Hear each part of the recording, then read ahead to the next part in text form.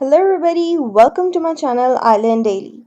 My name is Dr. Aman, and I'm an optometrist. And in this course, we are going to learn everything about contact lens, how they are fitted, how many types of contact lenses are there, what are their materials, what are the complications, everything. So let's just dive into the video. So first, let me tell you the significance of a contact lens. So why is contact lens fitting so important for optometrists? Because there are certain conditions where there is no other possible solution other than contact lenses. For instance, such as in keratoconus or keratoglobus or in pellucid marginal degeneration. So these are some cases in which there is no other possible treatment other than contact lenses. So the purpose of contact lenses in these situations is to provide patient a better vision, which no other treatment could give. The patient without contact lens is mostly 6 by 60 or counting finger, or hardly they can be 6 by 6, 6 by 36 or 6 by 30. This is their vision without a contact lens, and even if you fit a spectacle lens, they're not going to appreciate that. So with contact lenses, their vision can be 6 by 9, 6 by 12, or even 6 by 18. So the patient will highly appreciate you if you will be able to make him see better. So that's why contact lens practice is so much highly recommended for optometrists. In order to fit a contact lens, you must first know whether a corneal shape is spheric or aspheric. So, aspheric corneas are harder to fit than spheric corneas. And how can you check their sphericity or asphericity? With the help of corneal topography. So, there is this E value mentioned.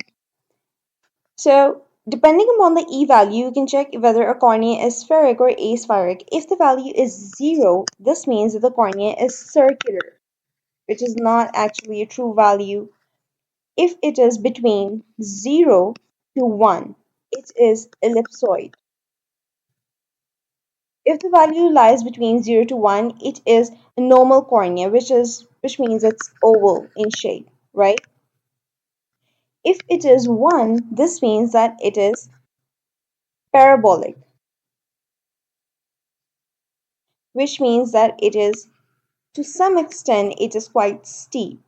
And if it is more than 1, this means that it is hyperbolic,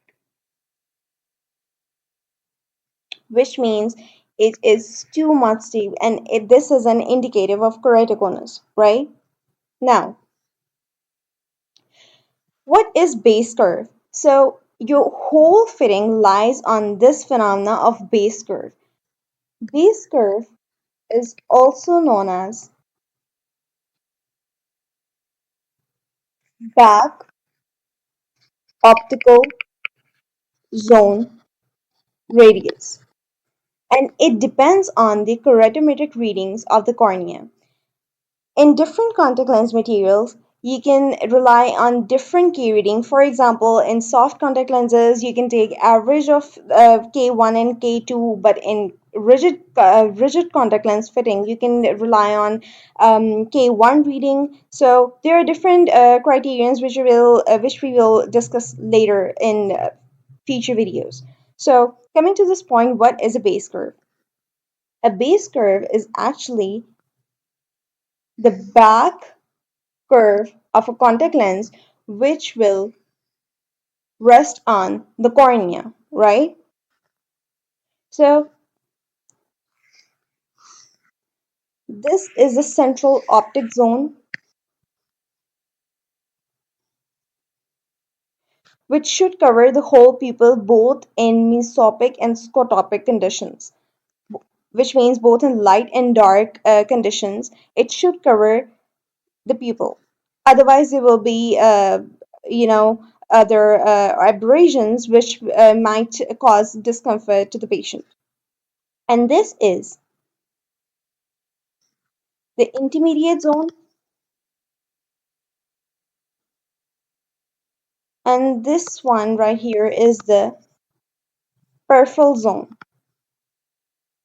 Now, there are three types of curves. If there is only one base curve, these type of lenses are monocurve, right? And if there are two curves, which means that there is a base curve plus there is a peripheral curve, this means that the lens is bicurve.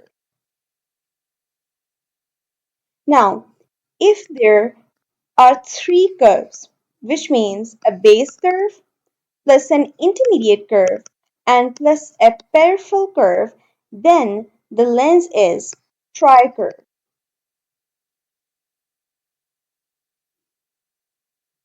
Now, a base curve, a monocurve lens should be like this. A bicurve lens should be like this. Now, the peripheral curves are flatter. The intermediate curve will be less flatter and the most peripheral curve will be more flatter.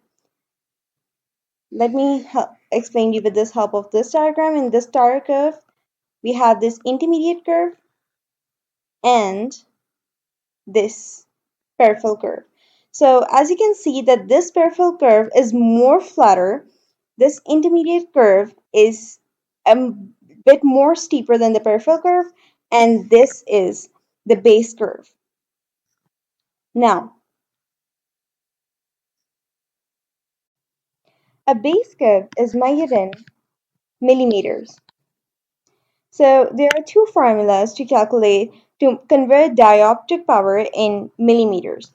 For instance, we have 44 diopters right here. Now there are two formulas,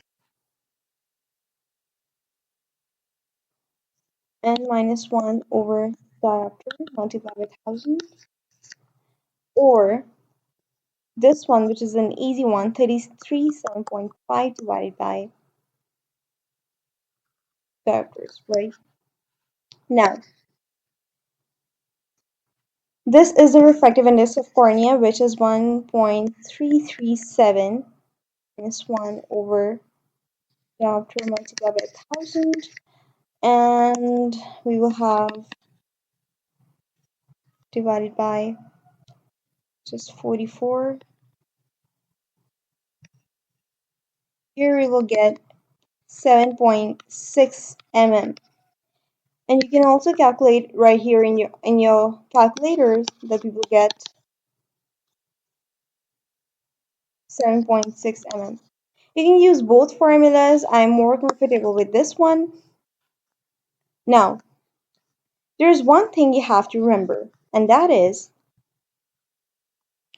if we have 44 diopter and 46 diopter, this means that 46 diopter power is more steeper, right? And 44 is the flatter one. But this is opposite when it is converted in millimeters. So in 46 diopter, in 44, let's say we have 7.6 mm,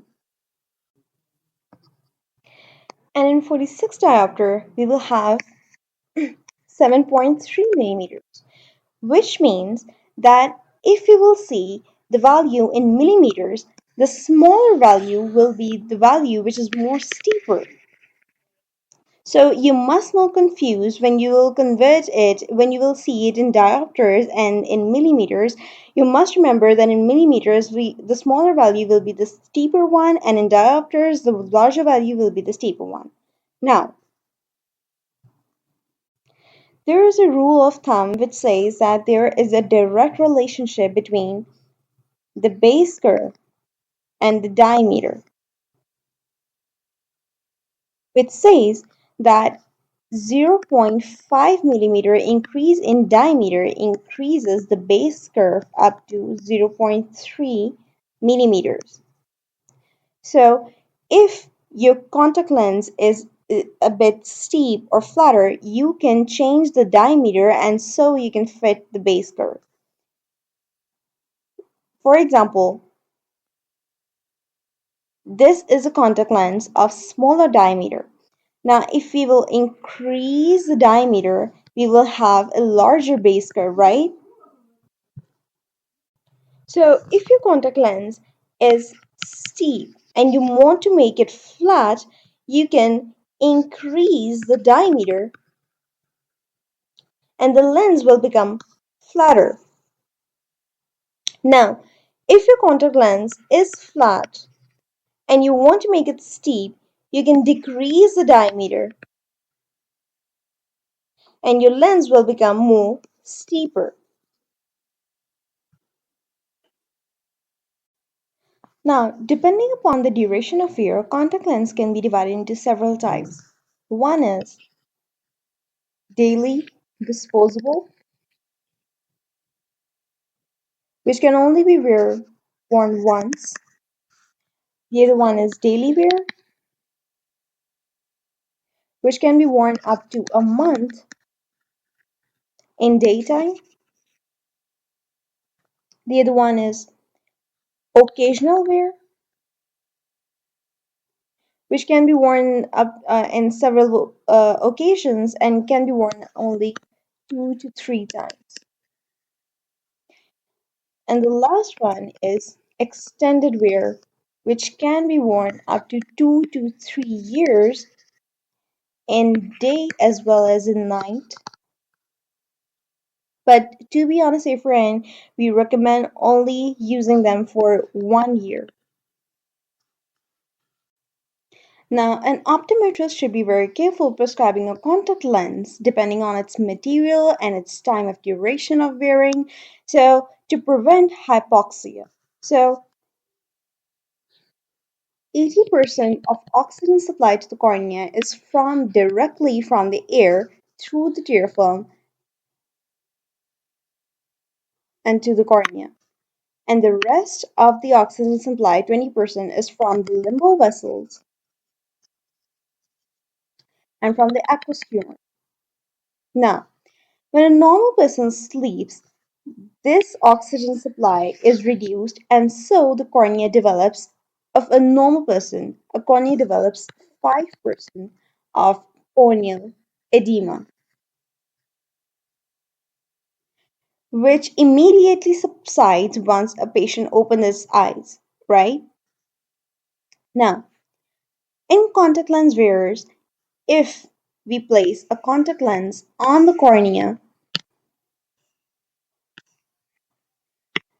this oxygen supply will be reduced, right? And the cornea will develop hypoxia, and so there will be limbal neovascularization, corneal stromal edema, and many other conditions which we will talk about later. So, to prevent this, you must take into account a DK value. What is a DK value? A DK value is basically a value for oxygen permeability, where D is the ability of oxygen to transfer from one medium,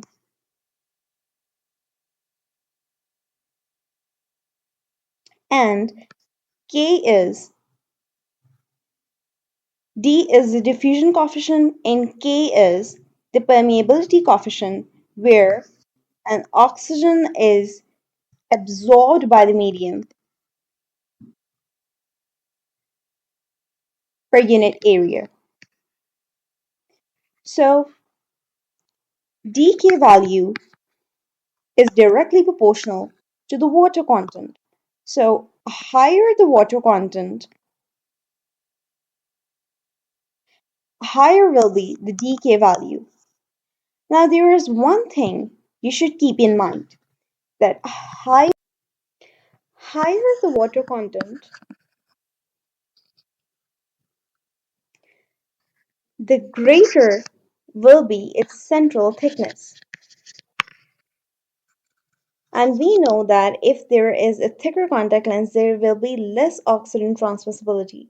So, for instance, if we take, we have two lenses, lens 1 and lens 2.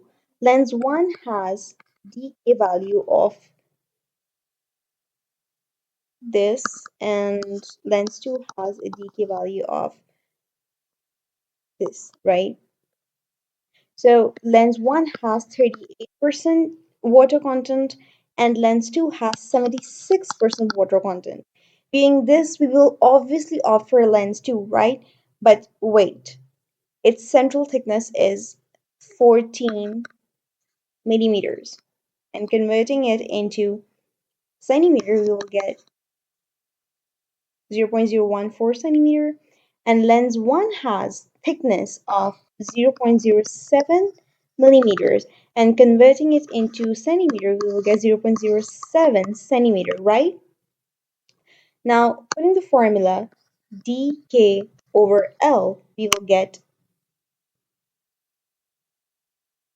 14.2 multiplied by this, and here we will get 14.1 multiplied by 10 to the raised power minus 9. So you can see that the lens with 38% water contents has more oxidant transmissibility rather than the lens 2 which has 76% water content because it is more thickened from the center.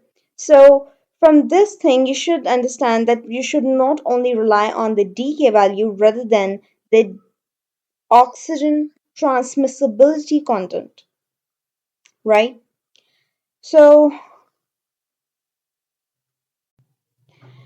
this was all for today. I hope you guys liked my video. Please like and subscribe. And if there is anything you want to ask me, just ask me in the comments section. And till then, bye bye.